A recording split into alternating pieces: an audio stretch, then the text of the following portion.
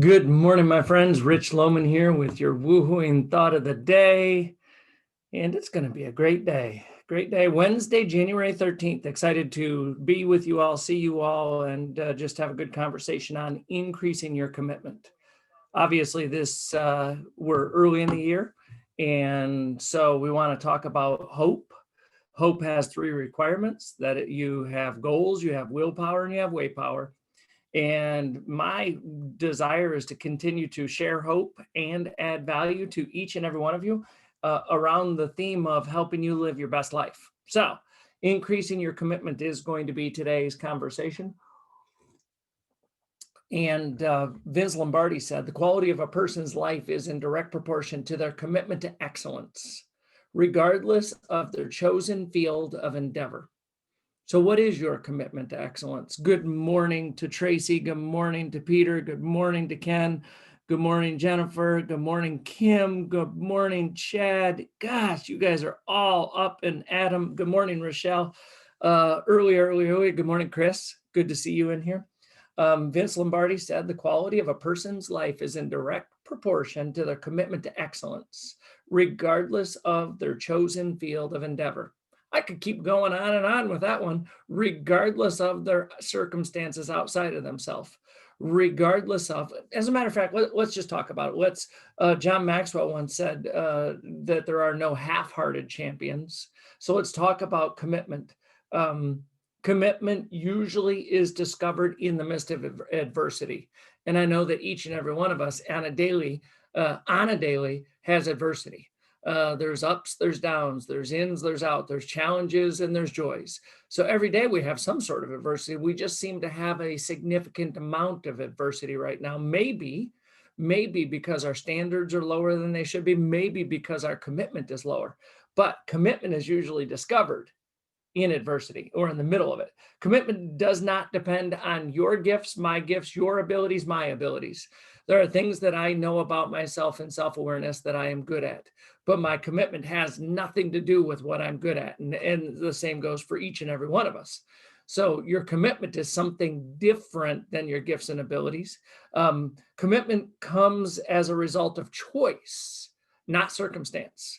So you either choose full on to commit to something, or you make reason, excuse, or circumstance. You negotiate with yourself on why things should be lower, and that's where you start to lower your commitment level. So that's what we're talking about: is how do you increase it?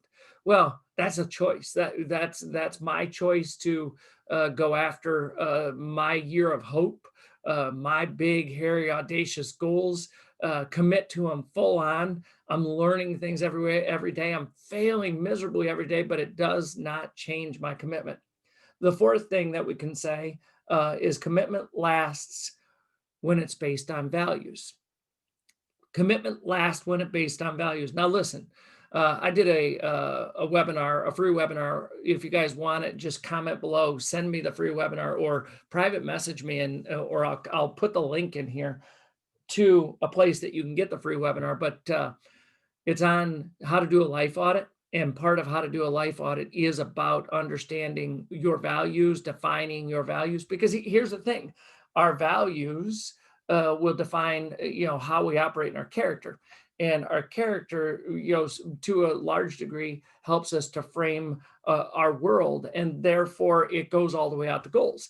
If you don't know your values, you stop and think about this. Somebody sets a goal to lose 50 pounds, but they don't value healthy living. Again, no disrespect. That's a level of comparison. Anybody can define their own standard of healthy living. But for me, it's got to be based on the values. If your commitment isn't at your values, if your goals aren't associated to your values, it's very hard to commit to things that you don't want to do because you're not committed to it, because you don't believe in it. So my challenge to us is to really increase our commitment by going back and making sure that every goal you have, every desire you have, is your desire based on your values, based on who you are, not something somebody told you or something somebody wants for you, but something you want for you. This is a you and you thing, and that's why commitment is an individual choice to each and every person. So The quality of a person's life is in direct proportion to their commitment to excellence, regardless of their chosen field of endeavor. Proverbs chapter 16, verse 3, Proverbs 16:3 says, commit to the Lord whatever you do, and he will establish your plans. So for me, it's interesting. I also, part of my value system, part of my commitment is to honor and glorify God and his kingdom through my actions each and every day. And as I say that, part of it is, what do you have for me today, God? Because I know I'm going to live my best life, and I know that you've given me an immense amount of potential, and I know there's things that I want to achieve in this life, but I'll forsake it all for your plan. So what do you got for me today? And that's a commitment that he will never push you in the wrong direction. So part of this is, no matter what the chosen field of endeavor is, whether it's your spirituality, whether it's your relationships, whether it's your career, whether it's your health and fitness, your growth, I don't care what it is. My thing is, how are you going to choose to increase your commitment, align it to your values, and go after your best life? That's today's thought of the day, and I'm grateful that you guys are here. And I will see you in another thought of the day. Take care.